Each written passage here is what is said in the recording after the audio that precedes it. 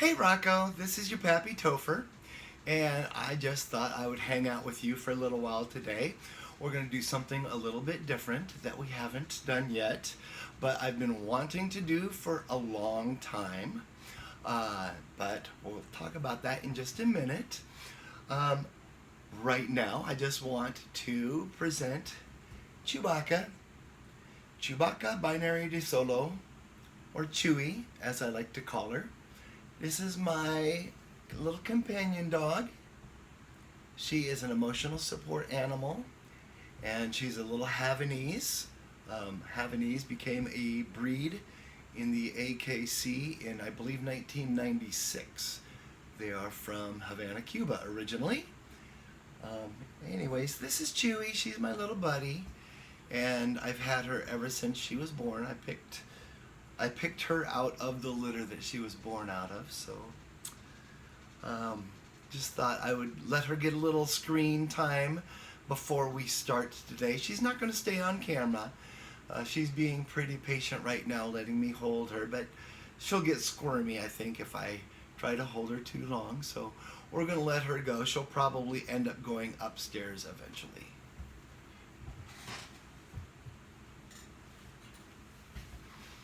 All right.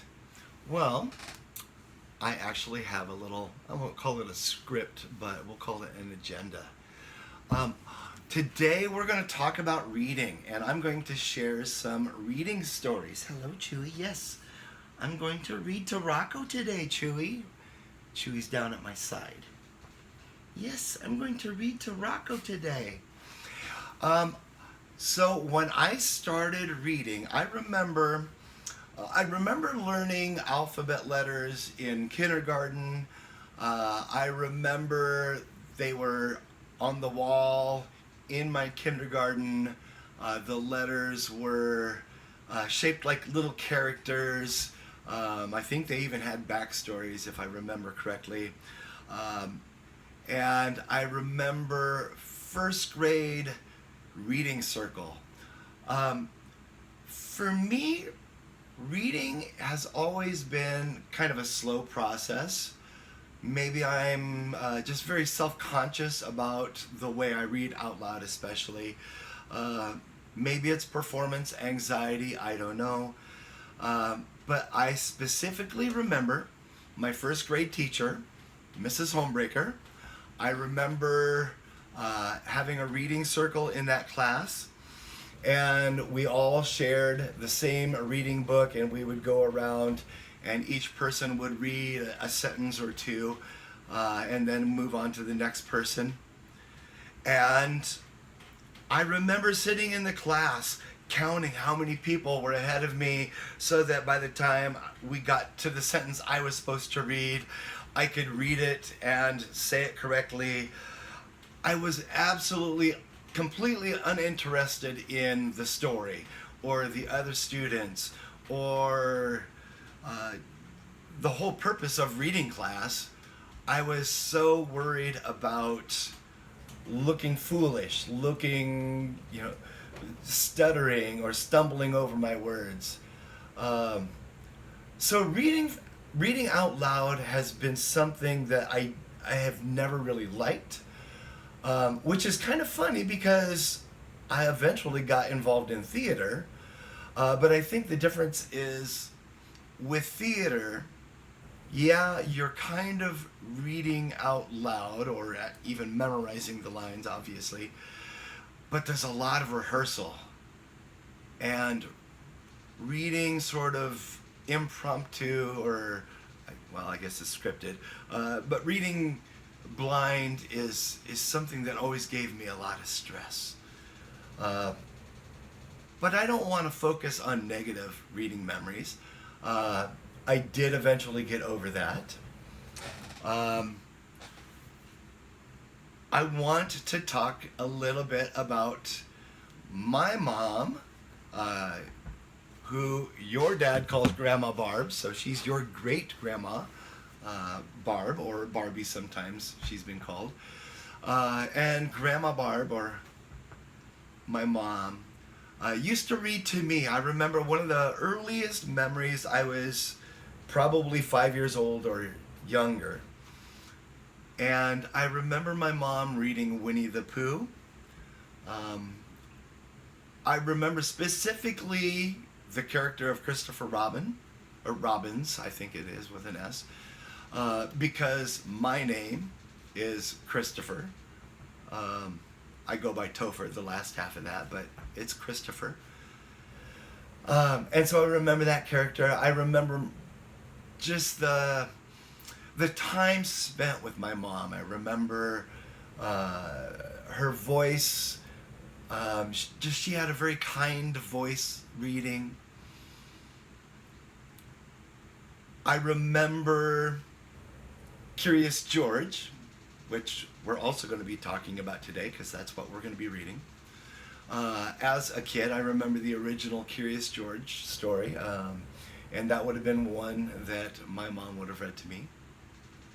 I remember when your dad was a kid, and I would read stories to your dad and his siblings. I remember making up stories. Dino the Dinky Dinosaur was a character that I made up, and Dino would have these different adventures with the dinosaur buddies. I remember Where the Wild Things Are. I remember one of your aunties had, was it Where the Sidewalk Ends and Falling Up, which are more poetry and prose rather than just narrative stories. Anyway, I wanted to spend a little bit of time with my grandson, Rocco, and read Curious George. So for a Christmas present, well, I guess it was for his first birthday. I got the book around Christmas time, or ordered it, I guess, around Christmas time. He got it for his first birthday. I got my copy a few weeks later, and it's an anthology. So I'm going to show what I got here. This is the original plus several others. So we're looking at H.A. Ray did the original, and Margaret and H.A. Ray, I think, collaborated on some of these as well. So we're going to be looking at the very first one, the original.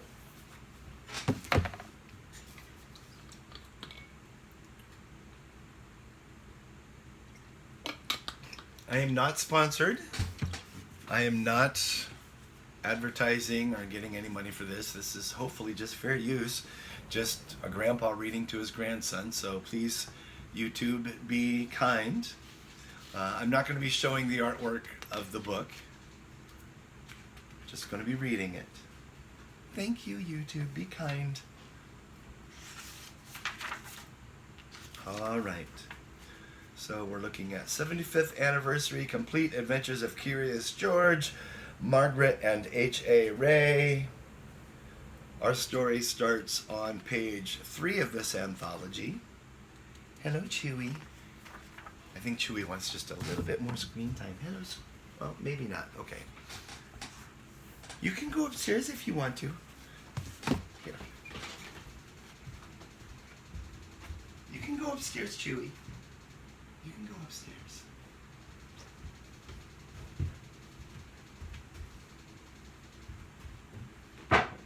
There you go. We'll see. She may go upstairs. She may not. If not, she'll just be lurking in the background somewhere, and that's fine.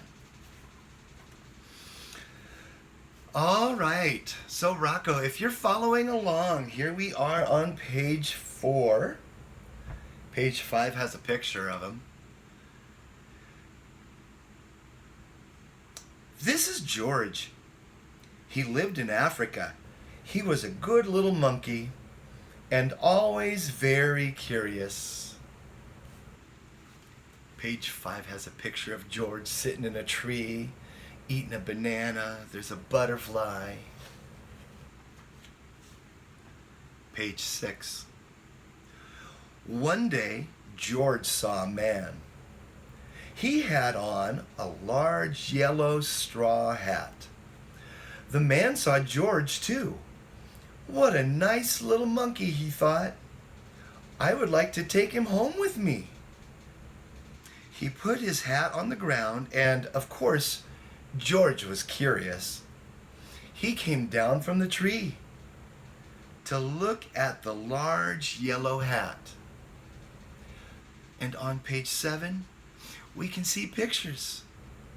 There's the man in the yellow hat, and he's looking through some binoculars at George. And there's another picture of George looking at the hat. He's curious, isn't he? Page 8. The hat had been on the man's head. George thought it would be nice to have it on his own head. He picked it up and he put it on. Page 9 has pictures of George putting on the hat. Is that the right size hat, or is it too big? It looks silly, doesn't it? Page 10. The hat covered George's head. He couldn't see. The man picked him up quickly and popped him into a bag. George was caught. We can see a picture of George running with the hat on his head. He can't see, it's too big. And another picture of George. His head's out of the bag so he can breathe, but he's caught. Oh no.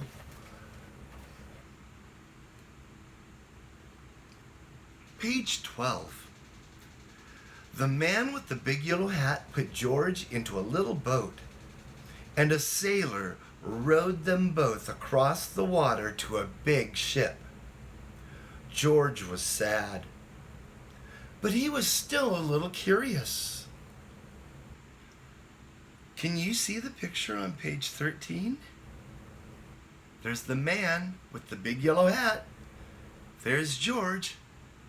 There's a sailor rowing a boat, and they're going to a ship. Page 14. On the big ship, things began to happen. The man took off the bag. George sat on a little stool, and the man said, "George, I'm going to take you to a big zoo in a big city. You will like it there. Now run along and play, but don't get into trouble." George promised to be good. But it's easy for little monkeys to forget. Can you see the picture on page 15? They're inside the ship. There's a little portal. You can see some birds in the distance. You can see George and the man. I can hear Chewbacca. Chewbacca! Hey, little buddy. Next page, page 16. On the deck, he found some seagulls. He wondered how they could fly. He was very curious. Finally, he had to try. It looked easy, but... Look on page 17. You see the picture of George looking at the seagull? What do you think George is going to do now? Page 18. Oh, what happened? First this. See the picture on 19? Then this. And there's another picture. Was George successful? What happened? Page 20. Where is George? The sailors looked and looked. At last they saw him struggling in the water and almost all tired out. The picture on page 21 shows the sailors looking around for George. Page 22. Man overboard, the sailors cried as they threw him a lifebelt. George caught it and held on. At last he was safe on board. Look at the picture on page 23. George swallowed some fish. Oh no. Page 24. After that, George was more careful to be a good monkey until at last the long trip was over. George said goodbye to the kind sailors, and he and the man with the big yellow hat walked off the ship onto the shore and on into the city to the man's house. See the picture on page 25? They're disembarking the ship. They're getting off. Page 26. After a good meal and a good pipe, George felt very tired. Look at George, he's smoking a pipe. And those pajamas are way too big. The pictures on page 27 are silly. Page 28. He crawled into bed and fell asleep at once. Oh, look at page 29. George is snug in his bed. Page 30.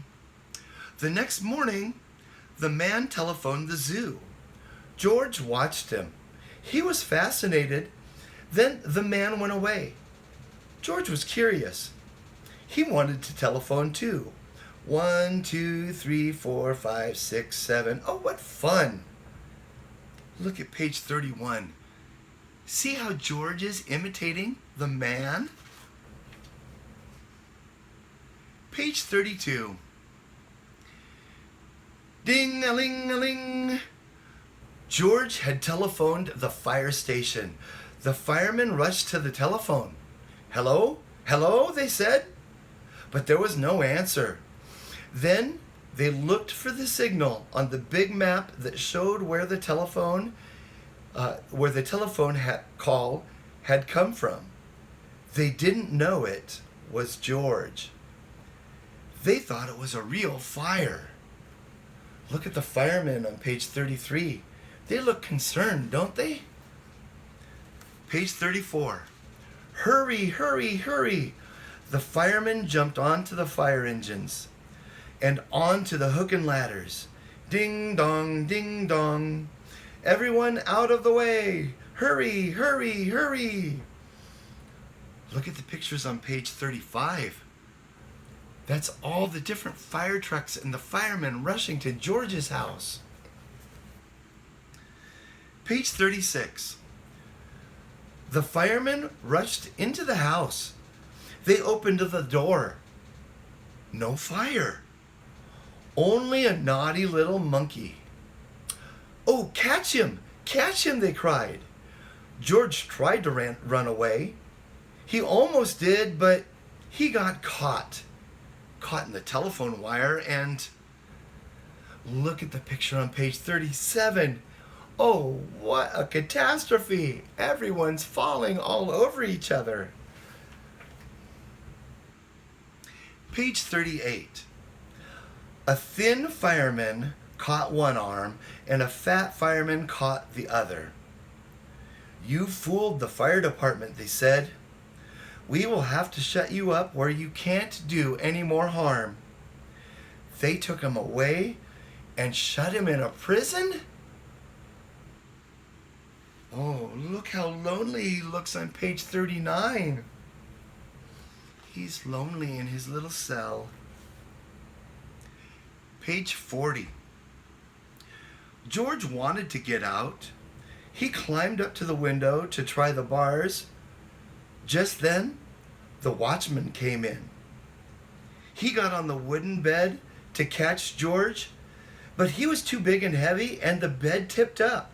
The watchman fell over, and quick as lightning, George ran out through the open door. Look at those pictures on page 41. George took advantage of the chance to escape. Page 42. He hurried through the building and out onto the roof, and then He was lucky to be a monkey. Out he walked onto the telephone wires. Quickly and quietly over the guard's head, George walked away. He was free. Page 43 shows pictures of George. He's walking on the telephone wires. That's very dangerous. You should never touch those wires. They could be electrical. Page 44. Down in the street, outside the prison wall, stood a balloon man. A little girl bought a balloon for her brother. George watched. He was curious again. He felt he must have a bright red balloon. He reached over and tried to help himself, but... See the picture on page 45? See George grabbing all the balloons? What do you think is going to happen next? Let's see. Page 46. I hear Chewy again. I think Chewy sees something outside. Hold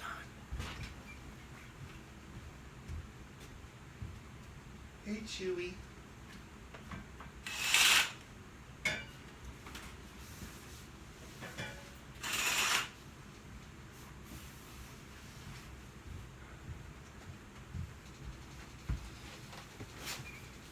Okay, I realize that may have changed my lighting a little bit.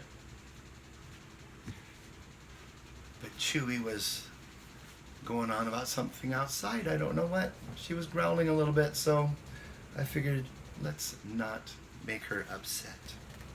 Where were we? We were on page 45. It was a cliffhanger. George was next to the man with all those balloons.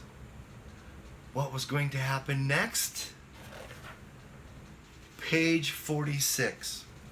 Instead of one balloon, the whole bunch broke loose. In an instant, the wind whisked them away, and with them went George, holding tight with both hands. Look at the picture on page 47. George is floating away with the balloons. I think they're concerned he might get hurt. Page 48. Up he sailed higher and higher. The houses looked like toy houses, and the people like dolls. George was frightened.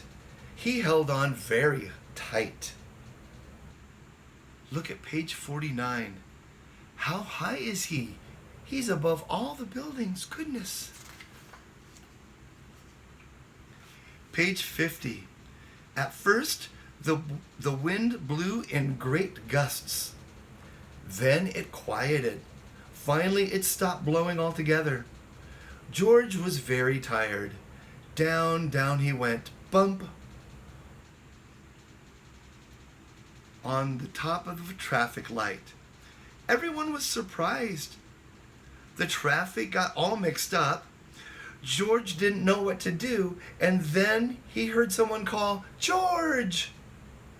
He looked down and saw his friend. Who do you think it is? The man with the big yellow hat.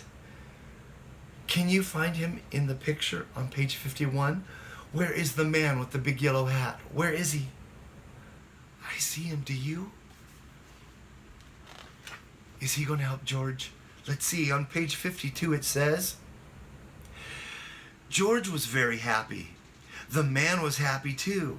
George slid down the post, and the man with the big yellow hat put him under his arm.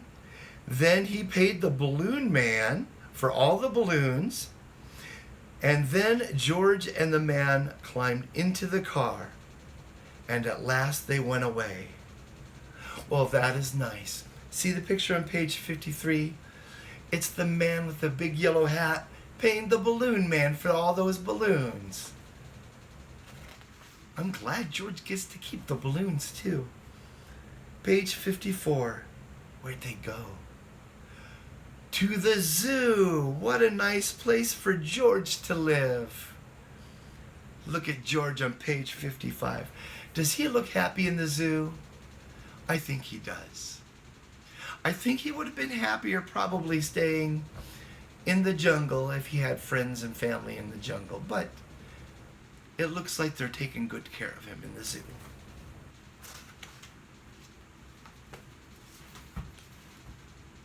Well, Rocco, it's been fun spending a little bit of time with you today. I hope that we can spend more time in the future reading the other stories that are in this anthology. And when we get through that, we can have whatever other series we want to go on to. I'm thinking maybe Winnie the Pooh. I'm thinking maybe some poetry. We'll see. Who knows? But yeah, just wanted to say, rock on, little dude. Hang loose. Love ya. And at some point later this year, I'll be reading to both you and your little sibling. So let's not forget about them. All right. Have a great day, little buddy, and everybody else. Hi, thanks for stopping by. See you later. Live your life. Bye.